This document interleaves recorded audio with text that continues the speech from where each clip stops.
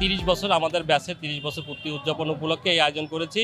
এই আয়োজনের মধ্যে অন্যতম হচ্ছে আমাদের ডিসি মহোদয়, উনি আমাদের 96 ব্যাচের, যার কারণেই আসলে এই আয়োজনটা ওনার উদ্যোগেই হচ্ছে আর কি।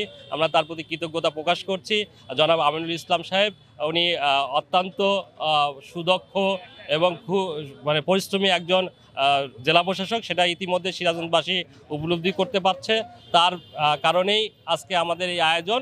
আমাদের মধ্যে বাংলাদেশের বিভিন্ন অঞ্চল থেকে এসেছে এবং সিরাজগঞ্জের প্রত্যেকটা উপজেলা থেকে বন্ধুরা এই আজকের এই র্যালি সহকারে আজকে দিনব্যাপী যে প্রোগ্রাম হবে সেই প্রোগ্রামে তারা উপভোগ করবে আর কি।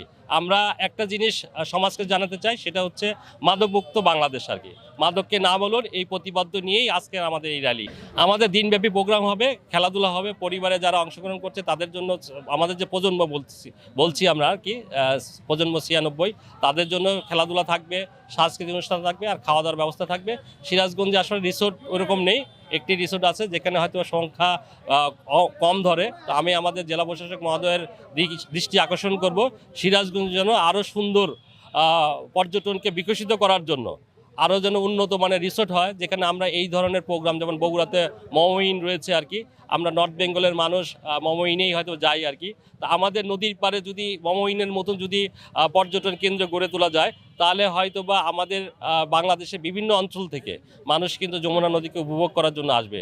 আমরা জায়গা না পাওয়ার কারণে হয়তো বা সোয়া রিসোর্টে করছি, সোয়া রিসোর্টের জায়গা, সেই জায়গা আসলে আমাদের 400 লোকের জন্য অ্যারেঞ্জমেন্ট সম্ভব না, তারপরে আমাদেরকে বাধ্য হয়ে ওখানেই করতে হচ্ছে আর কি। আমাদের রাত 9টা পর্যন্ত প্রোগ্রাম হবে, ঢাকা থেকে শিল্পীরা আসবে, তারা গান পরিবেশন করবে। আগামী 96 বার্তা থাকবে একটাই, শিক্ষাকে এগিয়ে নিতে হবে। শিক্ষাই জাতির মেরুদণ্ড, যে জাতি যত শিক্ষিত সে জাতি তত উন্নত আর কি। শিক্ষার পাশাপাশি থাকবে হচ্ছে মাদককে না বলুন। মাদকের বিরুদ্ধে সরকার খুবই সচেতন, পাশাপাশি আমরা যারা সামাজিকভাবে আন্দোলন যদি গড়ে তুলতে পারি, তাহলে এই দেশে মাদক মুক্ত সমাজ গড়তে পারবো আমরা।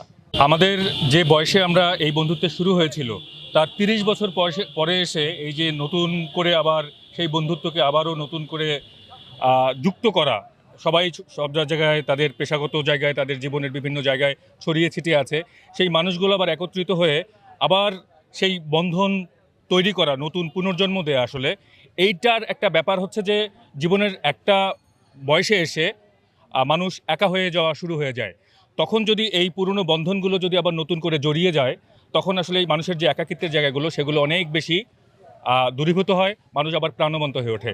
এই যে প্রাণের উচ্ছ্বাস, এই প্রাণের উচ্ছ্বাস হচ্ছে আমাদের এই 45 বছর বয়সে এসে নতুন করে প্রাণের উচ্ছ্বাসে আমাদের নতুন প্রজন্মকে দেখিয়ে দিতে চাই যে মানুষের সাথে মানুষের বন্ধন কত হৃদ্যতাপূর্ণ হতে পারে এবং এই বন্ধন মানুষকে কতটা সুখী করতে পারে, ভালো রাখতে পারে, প্রাণোচ্ছল রাখতে পারে।